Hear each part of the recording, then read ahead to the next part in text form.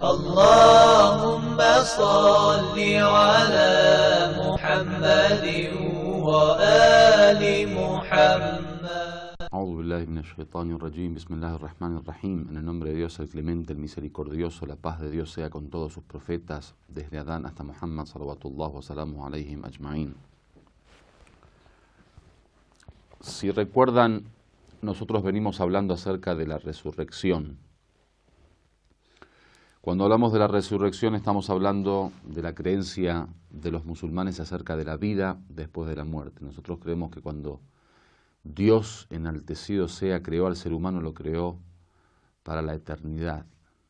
Es decir, que si el ser humano tiene un comienzo, cuando nace en esta vida, que es el comienzo que uno tiene conciencia de haber existido, quitando las ideas que en muchas ocasiones se plantean acerca de la existencia prenatal del hombre, pero por lo menos eso que estamos seguros acerca del comienzo de la vida del hombre es que cuando nace, por lo menos, ahí es el comienzo de su vida en el mundo terrenal. Y una vez que nace, creemos que Dios lo ha creado para la eternidad. Es decir, que si bien existe la muerte, que es un traslado de esta vida a otra dimensión, a otra esfera, eso no significa el fin. Por eso no creemos que la muerte sea el final de la historia del hombre, sino simplemente un traslado. El ser humano se muda de una dimensión a otra, de un mundo a otro. Por eso en las narraciones aparece que ustedes no perecen, ustedes están trasladándose de mundo a mundo. Obviamente cuando hablamos del traslado de mundo a mundo no estamos hablando de la reencarnación, esto lo expliqué en la última clase, sino estamos hablando de las distintas esferas, como es, por ejemplo, el vientre de la madre, que es considerado un mundo, digamos, un lugar donde vive el niño o el feto. Luego el mundo terrenal, luego el barzakh, que es el lugar intermedio entre esta vida y la otra. Luego el día del juicio final, hasta llegar finalmente al paraíso o al infierno. Entonces nuestra creencia sobre el devenir del ser humano es ese, que nosotros no tenemos un fin de existencia, sino que nuestra existencia permanece por siempre. La resurrección es justamente la creencia en eso, la creencia en que después de la muerte existe vida y que finalmente el ser humano morará eternamente en determinada esfera que, bueno, los libros sagrados han hablado de ellos acerca del paraíso o el infierno. Una de las preguntas que muchos se hacen y una de las investigaciones que hicieron muchos filósofos, especialmente entre los filósofos no musulmanes, los filósofos preislámicos, es acerca de el estilo o el tipo de resurrección. La resurrección vendría a ser una nueva vida, o sea que resucita el hombre después de su muerte en otra dimensión. Imaginen, por ejemplo, el traslado que existe entre el vientre de la madre cuando el feto está desarrollándose y una vez que se completa su desarrollo pasa a esta vida con el nacimiento. Bueno, eso es un traslado, es una especie de muerte, diríamos. Murió en el vientre de la madre, en el sentido que dio fin a la vida con esas condiciones, en ese ámbito, para dar comienzo a una nueva vida con distintas condiciones en un nuevo ámbito. Entonces a ello lo podríamos llamar muerte. Muerte, digamos, con el nacimiento.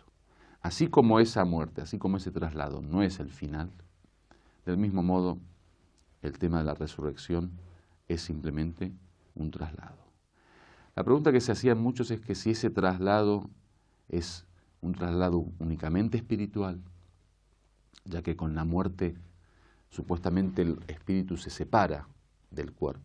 Y si hablamos de la eternidad del ser humano, en apariencia, cuando muere la persona en esta vida, el cuerpo queda enterrado, o queda en el lugar donde murió, si está ahogado, por ejemplo, o si se quemó, o si no aparecen las partes del cuerpo.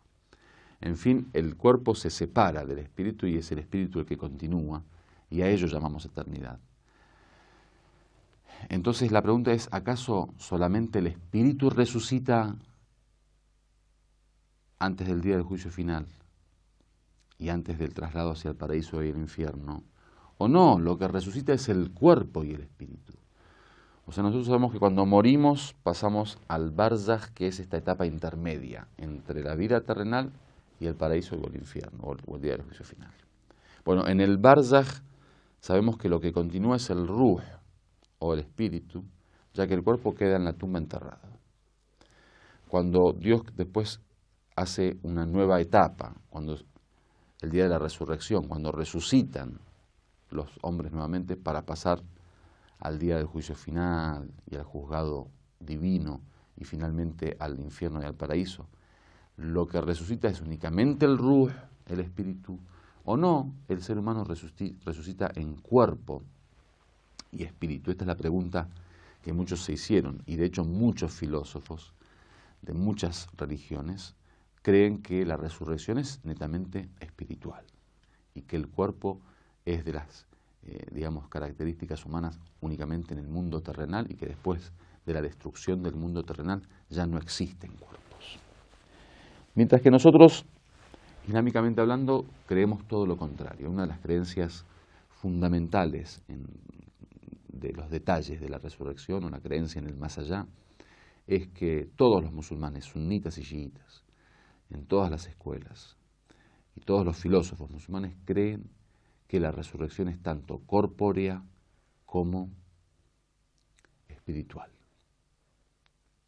Ahora uno podría preguntar si cuando hablamos de resurrección corpórea estamos hablando específicamente de que la forma del cuerpo va a ser exactamente igual que la forma de nuestro cuerpo acá en esta vida.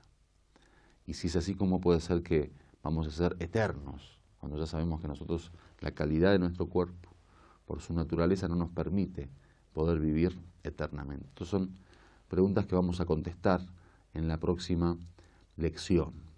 Vamos a también hablar acerca de por qué llamarlo corpóreo y no corporal.